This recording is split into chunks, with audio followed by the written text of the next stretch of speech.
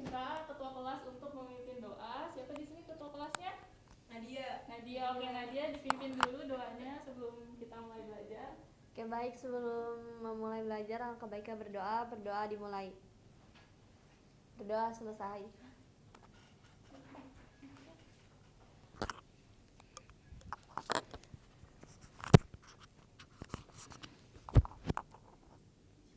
Oke, selanjutnya Ibu ingin mengecek kehadiran kalian. Jadi kalian boleh keluarkan HP untuk scan barcode ini. Jadi Ibu bisa tahu kehadiran kalian.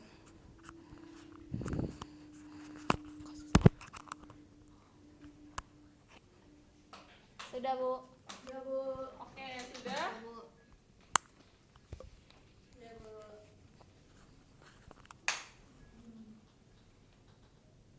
Oke, selanjutnya ini ada tujuan pembelajaran kita hari ini. Jadi tujuan pembelajaran hari ini tuh ada 3. Boleh coba dibacakan Sherly tujuan pembelajarannya? Oke, Bu. Yang pertama, murid dapat menyebutkan struktur organ pernapasan manusia. Yang kedua, murid dapat menjelaskan fungsi organ pernapasan manusia. Dan yang ketiga, murid dapat mengaitkan struktur dan fungsi organ pernapasan manusia dengan bioproses yang terjadi. Udah, Bu. Oke, baik. Selanjutnya, nah di sini persepsi. Jadi ada video orang lagi nge-gym gitu, lagi istirahat. Jadi dia setelah nge-gym dia apa tuh, ngos-ngosan, mual, pusing dan juga lapar. Ngos-ngosan itu dia seperti nafasnya terengah-engah. Iya, betul. Nah, jadi kalian pernah nggak sih terengah-engah setelah melakukan olahraga, atau misalnya nih saat kalian tahan napas gitu, itu kan pasti kan terengah-engah gitu, merasakan terengah-engah. Kira-kira itu kenapa? Kalau habis lari, Bu. Iya, kalau habis lari. Nah, Karena frekuensi jantung memompa darahnya jadi lebih cepat. iya, ada jawaban lain mungkin?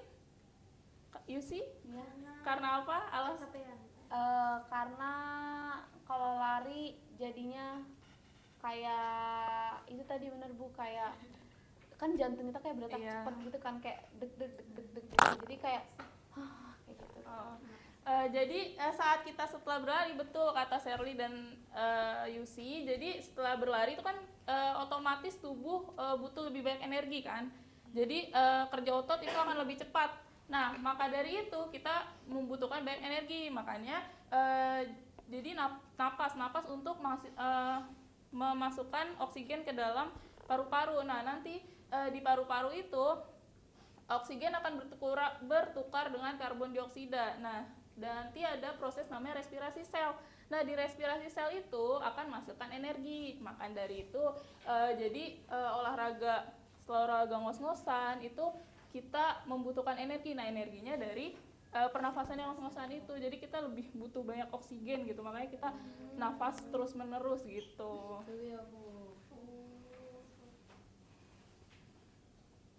Oke, selanjutnya di sini siapa yang mau jadi dokter? Saya.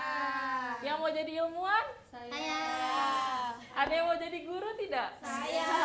Oke. Jadi dengan kalian mempelajari sistem pernafasan, kalian bisa menjadi beberapa profesi di sini. Misalnya nih yang gambar pertama itu ada ibu guru ya, yang atas dan bawah. Terus yang kedua ini ada dokter, yang di bawah ada ilmuwan. Nah, jadi kalian dengan mempelajari sistem pernapasan, kalian bisa menjadi profesi yang ibu tunjukkan ini gitu. Atau jadi kalian bisa bermanfaat juga, misalnya mengedukasi orang yang misalnya kita mengedukasi anak kita sendiri gitu, atau mengedukasi teman bisa juga. Jadi Mengedukasi teman yang ISPA. iya, bisa juga karena ISPA berhubungan dengan paru-paru ya. Ellen ISPA, Ibu. Oh, Ellen ISPA. Iya, kemarin. Tapi sudah sembuh. Sudah. Bukannya Tapi belum. nanti ada lagi. Tapi nanti sekumat-kumat lagi. Oke, lanjut ya. Jadi kalian ada manfaatnya gitu belajar ini. Tidak hanya untuk di sekolah saja, bisa untuk berkelanjutannya apa. Oke, selanjutnya Ibu ingin mengukur kemampuan kalian sebelum belajar. Nah, kalian boleh buka HP untuk scan barcode-nya. Oke, Bu. Ibu mau Berapa lama, Bu? kelihatan? 5 menit saja, tidak usah lama-lama. Oke, sudah anak-anak? Sudah. Sudah. Ellen, kamu nyontek.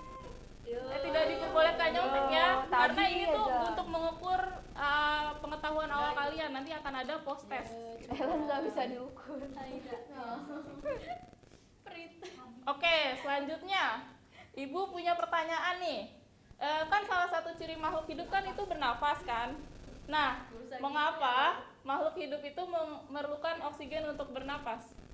Untuk kelangsungan hidupnya. Satu orang? Siapa? Ellen. Ellen, jawab apa Ellen? Untuk kelangsungan hidupnya. Jadi kan oksigen di apa? Dihisap, emang oksigen dihisap. Dihirup. Iya. Terus itu untuk kinerja tubuhnya gitu. Ya, jawaban Coba lain lengkapin dong. mungkin dari Yusi mau melengkapi jawaban Ellen? Lengkapin Yusi. Mungkin kalau kan oksigen itu kan nanti Apa ya, bisa memberikan ini kan, ada pertukaran gitu juga kan kalau di paru-paru gitu, antara pertukaran antara oksigen dan karbon dioksida. Terus nanti oksigen ini juga yang membantu kita membantu mengikat hemoglobin kayak gitu-gitu kan Bu. Nah itu nanti akan membantu kelancaran dari sistem yang ada di dalam tubuh kita. Oke. Jadi betul ya, fungsi untuk bernapas karena tadi kita akan melakukan respirasi sel yang akan menghasilkan energi untuk kehidupan kita sehari-hari seperti itu. Oke, lanjut. Nah, di sini ada organ-organ pernapasan. Nah, kira-kira kalian tahu tidak jawaban dari organ pernapasan ini ada apa aja? Satu, hidung. Ya, nomor satu apa? Hidung. Lalu nomor dua, Laring. laring atau faring? Faring. Pernapasan laring apa faring ya? Taring.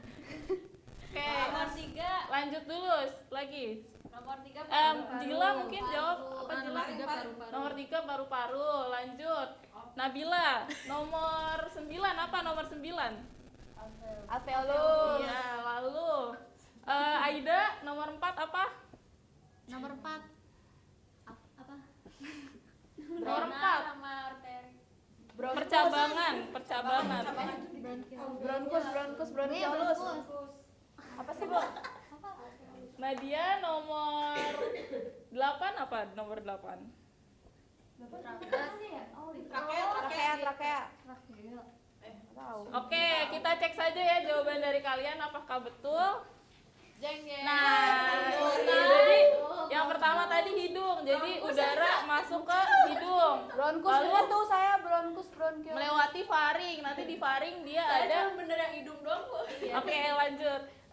Nanti melewati faring, lalu di faring nanti ada percabangan, ada yang ke saluran pencernaan dan ke saluran pernapasan, lalu ke laring, lalu trakea. Tadi yang di sini tuh bronkus. Jadi awalnya bronkus dulu, setelah bronkus dia bercabang. Nah, percabangannya itu namanya bronkiolus gitu. Nah, lalu masuk ke paru-paru. Di percabangan bronkiolus dia ada lagi percabangan yang kecil-kecil, itu namanya alveolus. Lalu yang di bawah ada diafragma seperti itu. Lalu ini fungsi utama sistem pernafasan ada 3. Yang pertama untuk mengambil oksigen untuk pertukaran di alveolus. Lalu yang kedua itu ada mengeluarkan karbon dioksida, itu merupakan produk dari pernafasan. Jadi karbon dioksida dihasilkan dari dalam tubuh kita. Lalu fungsi yang ketiga itu menjaga suhu dan kelembapan udara. Lalu selanjutnya ini pertukaran gas itu kan terjadi di alveolus tadi, strukturnya bulat-bulat kecil gitu. Jadi prosesnya itu udara masuk tadi melalui organ-organ tadi sampai di alveolus, nanti akan ada pertukaran. Jadi oksigen itu masuk ke tubuh, nah tubuh yang menghasilkan karbon dioksida akan dibawa lagi keluar hidung gitu. Jadi inspirasi dan ekspirasi. Nah ini inspirasi itu saat menghirup. Coba dibacakan Jila inspirasi itu apa? Jila.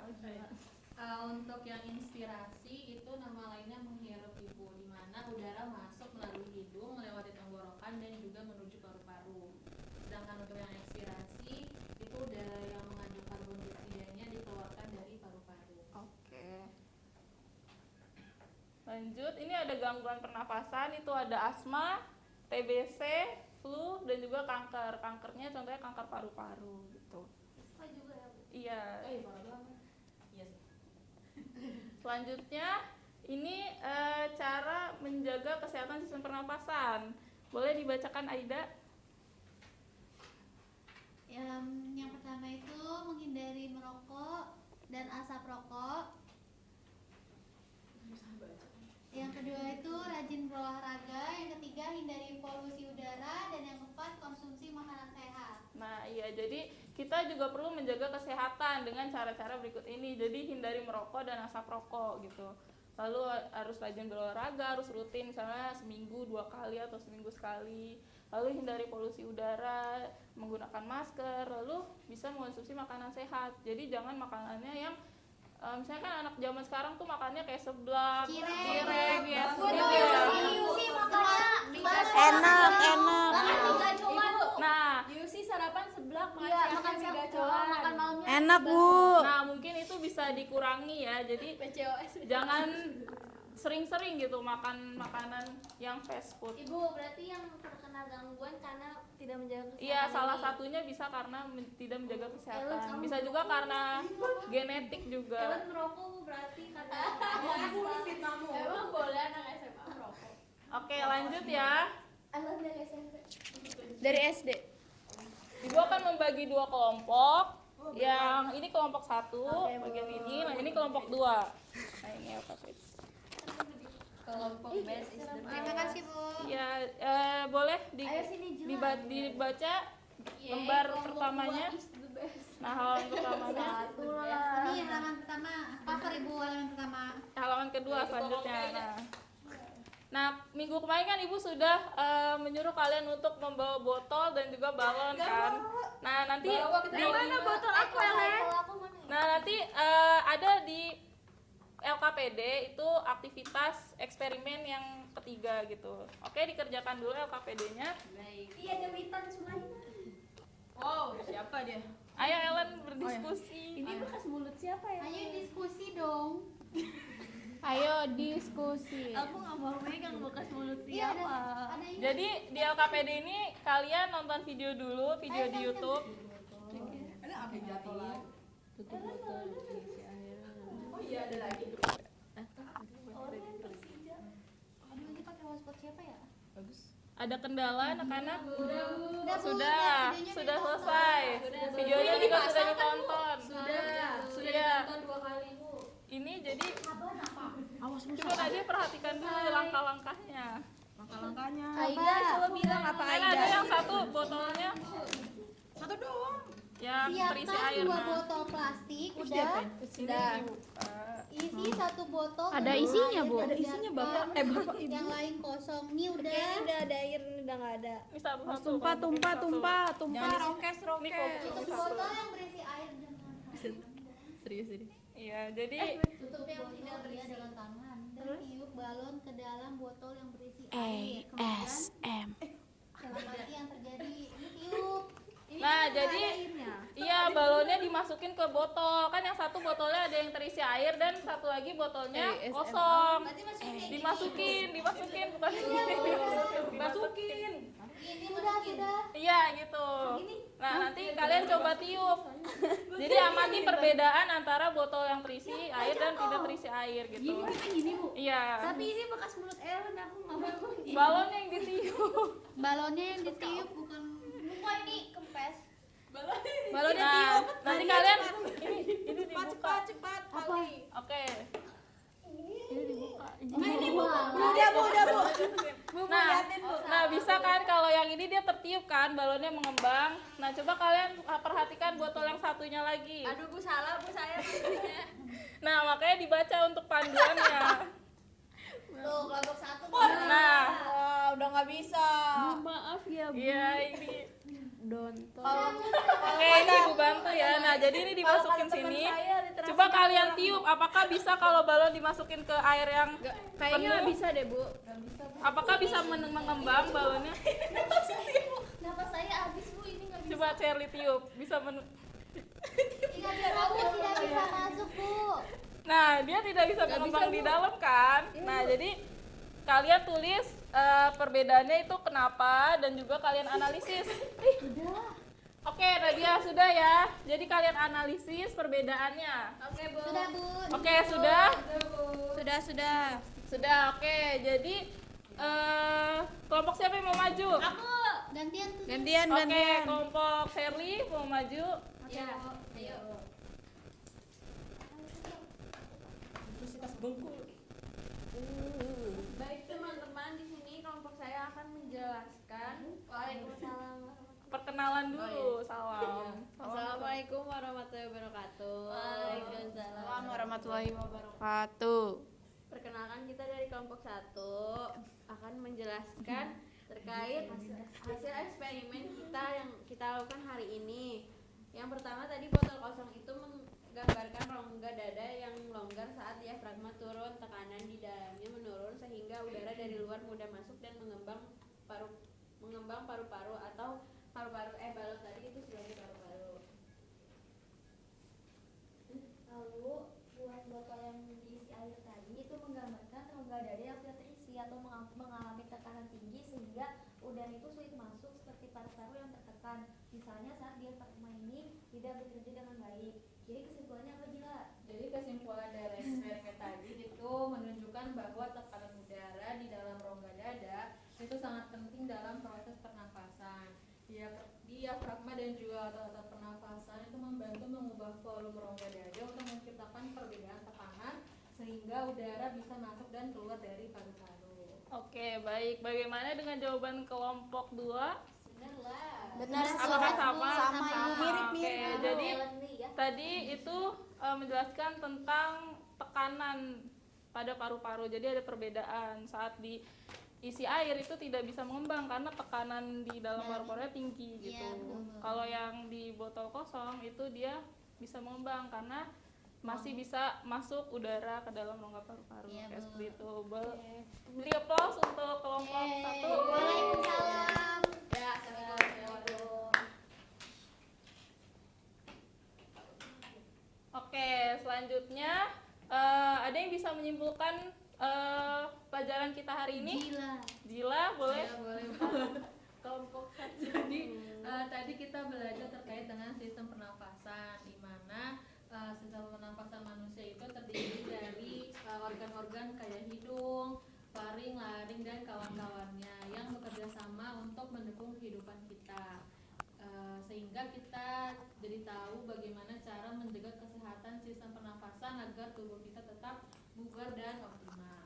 Oke, jadi itu ya kesimpulan pelajaran kita hari ini, pelajaran tentang sistem pernafasan. Oke, baik. Sekarang waktunya kita post test. Kan tadi sudah dijelaskan ya. Jadi ini soalnya sama dengan pretest. Jadi Ibu akan mengukur kemampuan kalian sebelum pembelajaran dan setelah pembelajaran. Ibu permisi, Bu. Iya. Duh, ngelek.